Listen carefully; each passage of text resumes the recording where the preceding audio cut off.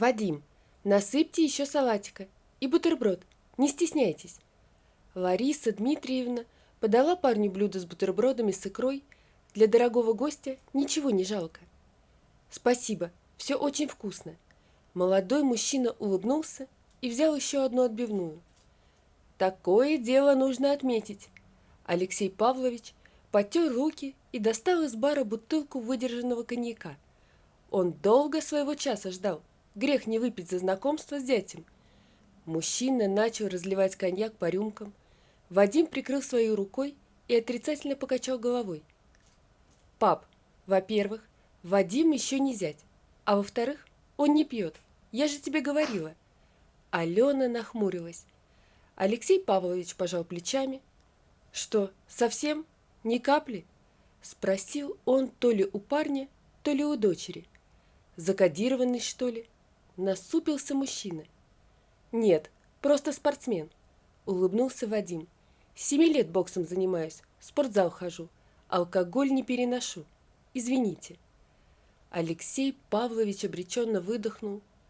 Ну если спортсмен, то, конечно, уважаю». Знакомство с родителями пошло своим чередом. Вадим и Алена познакомились на работе. Мужчина был администратором в компании, куда пришла устраиваться на работу вчерашняя студентка. Он вызвался ей помочь, стал наставником на первое время.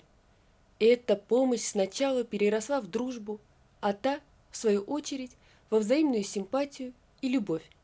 Молодые люди стали встречаться. Оказалось, что у них много общего. Они оба любили путешествовать и слушать музыку со смыслом. Предпочитали активный отдых, продавливанию дивана и верили в любовь с первого взгляда и на всю жизнь. Вадим и Алена съехались через полгода встреч. Решили, что их отношения уже достаточно прочные, а они готовы к семейной жизни. Ощущения их не обманули. Жизнь вдвоем оказалась достаточно комфортной. Вадим старался помочь Алене с домашними хлопотами. Парень совершенно не разделял работу на мужскую и женскую. Если он возвращался домой раньше, то, естественно, готовил ужин и убирал в квартире к возвращению любимой. Это же делала Алена, если раньше возвращалась она. Они вместе решали, куда поедут на выходные. Хотя бы раз в месяц молодые люди выбирались в мини-путешествие в один из городов России. В отпуск они уже успели съездить в соседнюю страну.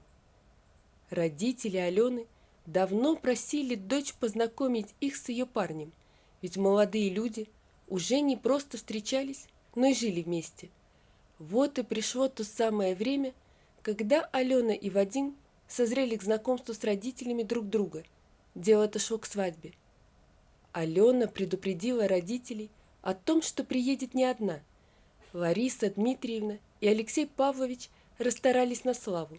Накрыли шикарный стол, встретили будущего зятя с распростертыми объятиями. Алена была их единственной дочерью, и ее судьба была им совсем не безразлична. «Ален, ну что тебе сказать? Нормальный парень вроде, даже не пьет. Это редкость. Он точно не кодированный?» Алексей Павлович прищурился. «Пап, ты же знаешь, Вадим спортсмен, любитель активного образа жизни. Он против алкоголя в любом виде», – развела руками Алена. «Ну ладно, тебе с ним жить. Спорт – это хорошо», – пожал плечами мужчина. «А тебя Вадим любит, это видно. Для нас, родителей, это главное. Кстати, о родителях. Как тебе его семья?» «Я не знаю», – протянула девушка.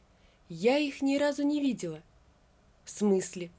Лариса Дмитриевна, которая до этого не вмешивалась в разговор отца с дочерью, не сдержалась. «Ты не знаешь, какая у него семья? Ты что, с ними не знакома?» «Не просто не знакома. Вадим никогда о них не говорит», – вздохнула Алена. «И я знаю, что он родом из какой-то деревни в соседнем регионе, но домой он ездил всего раз за все то время, что мы живем вместе. Вернулся он оттуда расстроенный, но о том, что там произошло, не говорит. Все нормально, не волнуйся, больше ничего». Я знаю, что в семье он не один, но с его родителями и братьями и сестрами я не знакома. Это очень подозрительно, нахмурилась Лариса Дмитриевна. Очень. Он явно что-то скрывает. Да что там скрывать? Махнул рукой Алексей Павлович. Просто парень из глухой деревни. Родители наверняка колхозники какие-то. Бедность и убогость, особенно если у них еще дети есть. Вот и стесняется ваш Вадим. Ты-то у нас дочь из семьи достаточно обеспеченной, городская, а ему всему самому добиваться пришлось. Так что не ищите тайн там, где их нет, а от парня отстаньте. Наверное, ты прав. Все еще задумчиво произнесла Лариса Дмитриевна. Алена с Вадимом продолжали жить дружно и счастливо. Вопрос знакомства с родителями любимого девушка больше не поднимала. Решила, что всему свое время. Спустя еще полгода молодые люди решили узаконить свои отношения. «Ален, только давай обойдемся без ресторанов и лимузинов», – попросил Вадим. «За сэкономленные деньги лучше в свадебное путешествие рванем, да и о жилье собственном задуматься не мешало бы». «Как скажешь, дорогой», – согласилась девушка. «Я тоже не вижу смысла в этих банкетах для незнакомых по сути людей, но родителей мы, по крайней мере, пригласим». «Своих, конечно, приглашай, куда же без них», – улыбнулся парень. «А мои не смогут, извини», – отвернувшись, произнес Вадим. «Как, даже на нашу свадьбу они не смогут приехать?» Алена удивленно взглянула на любимого. «Ты же им даже не говорил еще ничего. Мы и самой даты еще не знаем. Ты уверен?» «Точно не смогут, я и так знаю. А что, мы сегодня ужинать не будем? Уже как бы пора». Не совсем умело перевел тему Вадим. Алена задумалась. Что-то ей во всем этом не давало покоя. И это что-то вовсе не скромность мужчины и вовсе не стыд. Алена прекрасно понимала, что Вадим не из тех, кто стеснялся бы своих родных, пусть и бедных деревенских жителей. Он просто стесняется, пожала плечами Лариса Дмитриевна. Скорее всего, отец прав, денег у них нет, живут в глухом селе. Но, мам, как же без родителей? Это же неправильно. Да и не такой Вадим. Алена вздохнула. «Мне кажется, все ваше решение по поводу свадьбы неправильное», воскликнул Алексей Павлович, заглянув на кухню, где разговаривали мать и дочь. «Ты у нас единственная дочь. Мы тоже имеем право на праздник. Собрать родственников, нарядить тебя в подвенечное платье. Мне денег на свадьбу дочери не жалко. Мы и сами сможем все оплатить, без помощи родителей Вадима. Я понимаю, что у них тяжелое материальное положение, да и муж твой будущий не единственный ребенок у них. Но я хочу, чтобы у моей дочери была настоящая свадьба, такая, о какой ты мечтаешь». «Пап, я, конечно, тоже хотела бы платье в пол и ресторан, красивую выездную церемонию и море цветов. Но Вадим против, понимаешь? Я не могу поступить наперекор ему. Это ведь наша общая свадьба. Он неправильно меня поймет». «Вот именно, общая», – вмешалась Лариса Дмитриевна. «Твой Вадим должен думать и о том, чего хочешь ты. Если любит, поймет и простит. В конце концов, свадьба бывает только раз в жизни». «Ну, максимум 2-3», – хихикнул отец. «Значит так, мы с матерью оплачиваем ресторан, лимузин, тамаду и все прочее. Твое дело аккуратненько подготовить будущего мужа. Ну и с датой, пожалуйста, определитесь», – продолжил он. Алена улыбнулась и кивнула. Она все-таки была единственной дочерью у своих родителей и привыкла к тому, что ее капризом всегда потакали. «Ален, я уезжаю на пару дней в командировку в Москву. Не хочешь со мной?» – спросил Вадим, вернувшись домой пораньше. Они время от времени практиковали подобное, когда кто-то из них, обычно Вадим, ехал в командировку в другой город, второй ехал с ним. После работы Они изучали местные достопримечательности, посещали театры и музеи. «Знаешь, любимый, что-то нет настроения ехать куда-то в этот раз. В Москве мы с тобой были недавно. Да и толку, ты будешь занят, а я сама по городу бродить не хочу. Лучше дома останусь, отчеты до ума доведу. Скоро весь конец месяца». «Ну, как хочешь, буду скучать», — улыбнулся парень. Рано утром Вадим уехал. Алена, которая взяла выходной заранее, вышла из квартиры вслед за любимым. Он вызвал такси и уехал на вокзал, а Алена на собственной машине отправилась в путешествие в соседний регион.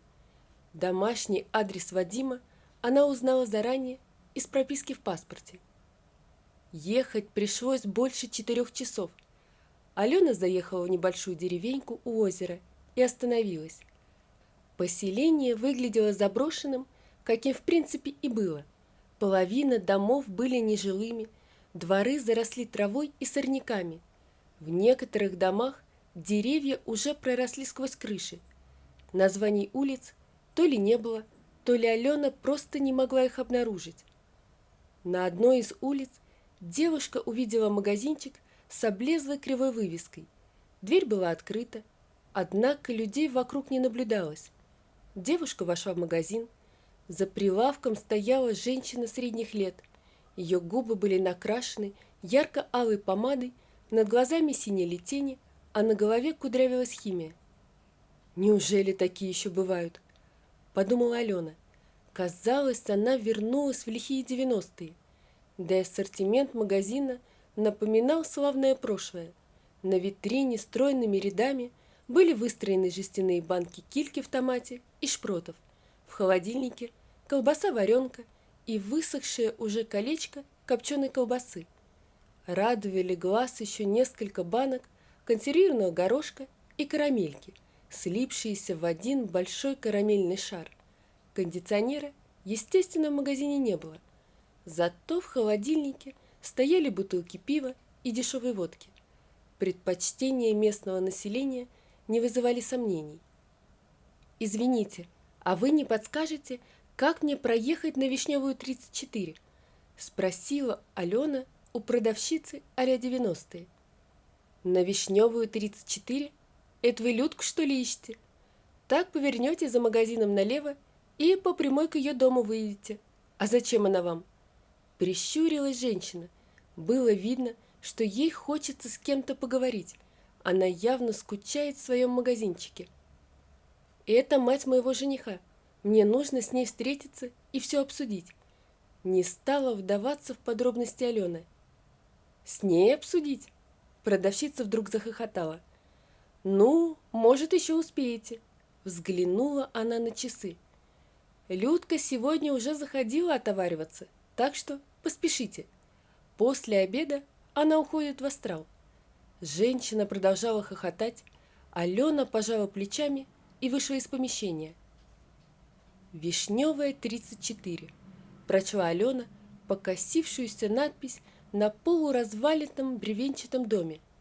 На первый взгляд дом выглядел заброшенным. Запустение, разруха, сорняки и мусор повсюду. Однако, присмотревшись, можно было обнаружить признаки того, что здесь все-таки жили люди. Узенькая тропинка тянулась к полуразвалившимся воротам.